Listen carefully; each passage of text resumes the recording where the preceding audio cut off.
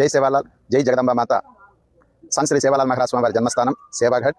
ఇక్కడ 287వ జన్మ దినోత్సవ వేడుకలు అంగరంగ వైభవపేతంగా సేవాఘట్ నందు నిర్వహించబడుతున్నది. ఇది స్వామివారి జన్మస్థలము.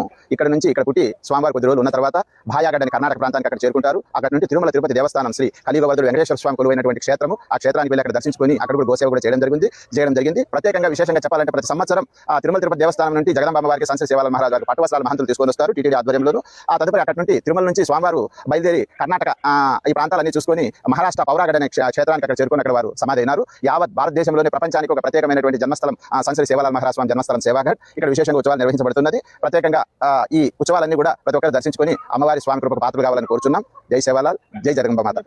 ఆ 13వ తేదీ అమ్మవారి వార్షికోత్సవం, 14వ తేదీ సంశ్రీ సేవాలాల్ మహారాజ్ జన్మదినోత్సవ వేడుకలు, మహాశివరాత్రి పురస్కరించుకొని 15వ తేదీ కూడా ఉత్సవాలన్నీ నిర్వహించబడుతున్నది.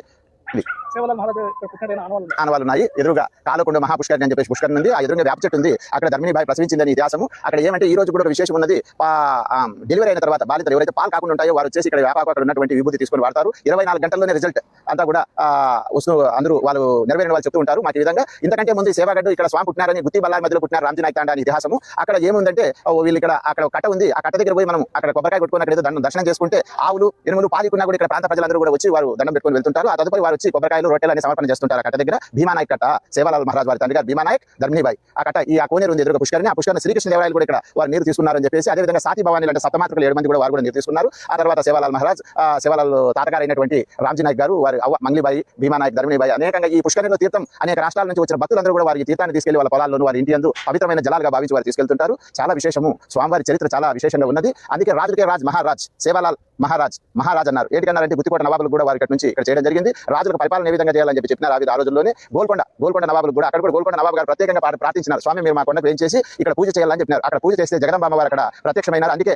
బోనాలు జరుగుతాయి హైదరాబాద్ ఆషాఢ మాసం. తొలి బోనాలు జగదంబ మాత గోల్కొండలో జరుగుతాయి. అదేవిధంగా లాల్ దర్వాజ్ సేవాలాల్ దర్వాజ్ అని ఇప్పటికి కూడా హైదరాబాద్ లో ఉంది. మహారాజ్ గంజ్ సేవాలాల్ మహారాజ్ గంజ్ ఇప్పుడు మహారాజ్ గంజ్ గా ఉంది. భగవతీ నగర్ అనేకమైనటువంటి బంజారా హిల్స్ కూడా ఆ రోజే స్వామివారికి అప్పుడు ఉన్నటువంటి రాజులు ఇనాంగా ఇచ్చినారు. ఆ విధంగా అనేకంగా విషయం ఆ రోజే స్వామివారు చెప్పినారు, మాకు నేను సాధు సంతు ఇలాంటివన్నీ వద్దు అని చెప్పేసి రాజులు అందుకే ఆ రోజు ప్రజెంట్ చేసినారు స్వామివారికి. సంశ్రీ సేవాలాల్ మహారాజ్ విశేషమైనటువంటి గురువుగా అందరూ కూడా ప్రార్థన చేస్తున్నారు.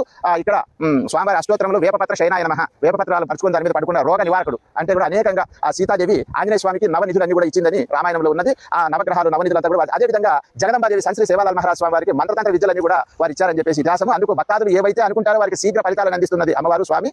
అందుకు ప్రతి ఒక్కరు దర్శించుకొని స్వామి అమ్మవారి కృపకు పాత్రలు కావాలని మేము కోరుతున్నాం. జై సేవాలాల్, జై జగదంబ మాత. ఆలయ ప్రధాన అర్చకులు సేవాఘట్ సంశ్రీ సేవాలాల్ మహారాజ్ జగదంబాదేవి అమ్మవార్ల ఆలయాలకు ప్రధాన అర్చకులు నేను. నా పేరు మారుతి ప్రసాద్, సేవాఘట్, గుత్తి మండలం, అనంతపురం జిల్లా.